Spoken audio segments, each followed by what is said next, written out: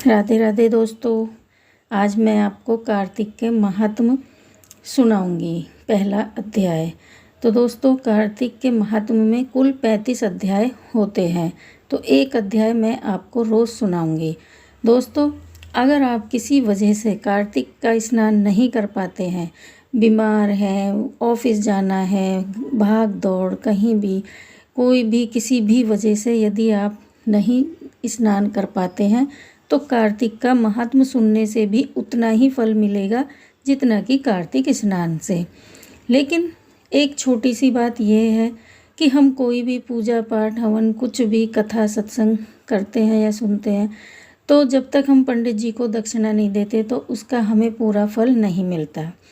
तो बस मेरी आपसे इतनी विनती है कि आप मुझे दक्षिणा में चैनल को सब्सक्राइब कर दीजिए और अपने दोस्तों के साथ लाइक करना, शेयर करना, बस इतना काम करना है। और किसी भी टाइम आप इसको सुन सकते हैं, आपको पूरा लाभ ज़रूर मिलेगा। तो आइए महात्म को शुरू करते हैं। बोल कार्तिक महात्म की जय। पहला अध्याय। नैमिषारण्य में तीर्थ में श्री सूत जी महाराज 88,000 शौनकादिक ऋषियों से बोले, अब मैं आपको कार्तिक मास की कथा विस्तार से सुनाता हूँ, जिसे सुनकर मनुष्य सब प्रकार के पापों से छूटकर अंत समय में वैकुंठ को प्राप्त होता है। सूत जी बोले, श्री कृष्ण जी से आज्ञा लेकर देव ऋषि नारद के चले जाने पर सत्यभामा प्रसन्न होकर लक्ष्मीपति भगवान से कहने लगी, हे नाथ, मैं धन्य हुई, मेरा जीवन सफल हो गया।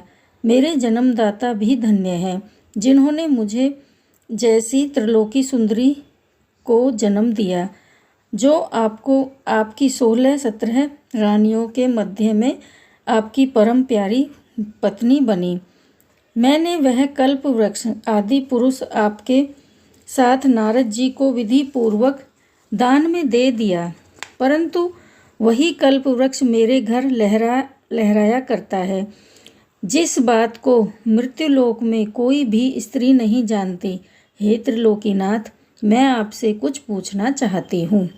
आप मुझे विस्तार पूर्वक कार्तिक महात्म्य की कथा सुनाओ, जिसको सुनकर मेरा हित हो तथा जिसके करने से कल्प पर्यंत भी आप मुझसे विमुख ना हो।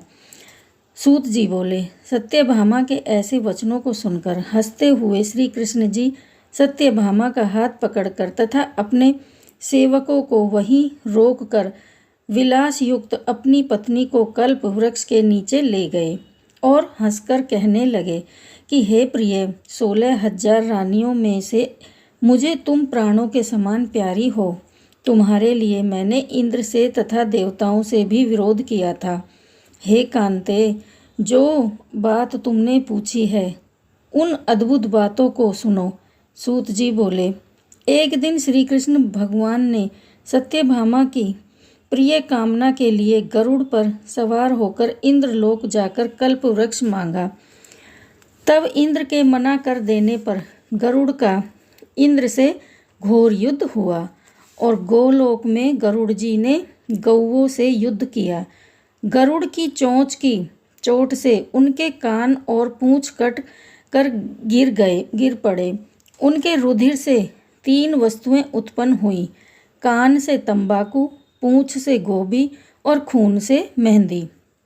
इसीलिए हमारे हिंदू धर्म में मेहंदी को वर्जित मानते हैं। पुराने समय से हमारे महावर लगाते थे, लेकिन अब नया प्रचलन आ गया है दोस्तों, कोई मानता नहीं है तो मेहंदी लगाते हैं, अपनी चलाते हैं सब।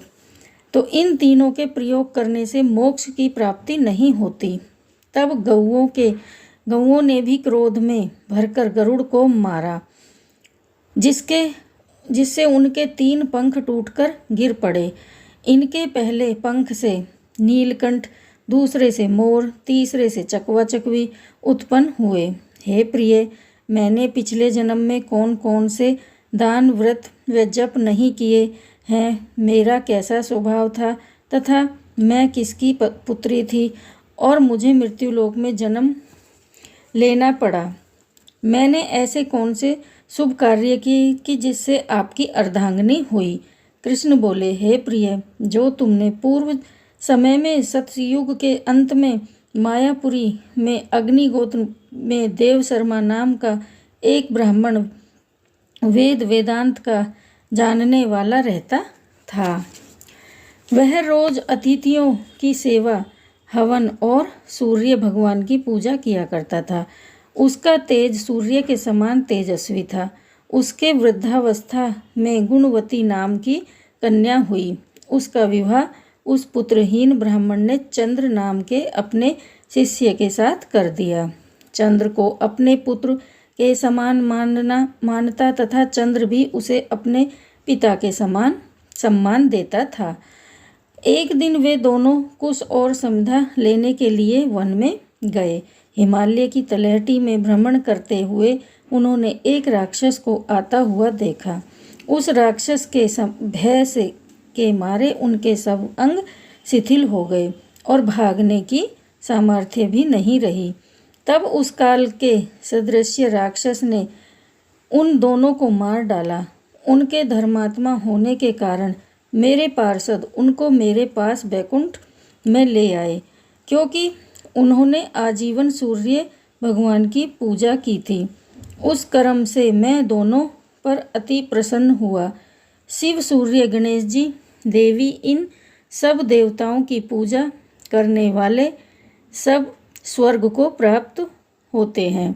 मैं एक होता हुआ भी काल और कर्मों के भेद से 5 प्रकार का होता हूँ। जैसे एक देवदत्त, पिता, भ्राता आदि नामों से बोला जाता है।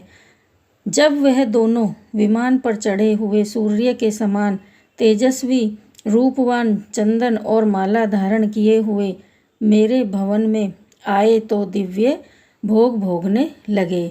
तो दोस्तों एक बात और है, ये कार्तिक महात्म अश्विन मास की शुक्ल पक्ष की एकादशी से शुरू होता है, जो मैं आपको बताना पहले भूल गई थी। तो अब आज का महात्म यहीं ख़त्म होता है। भजमन नारायण नारायण नारायण, श्रीमन नारायण नारायण नारायण, राम नारायण नारायण नारायण, लक्ष्मी नारायण।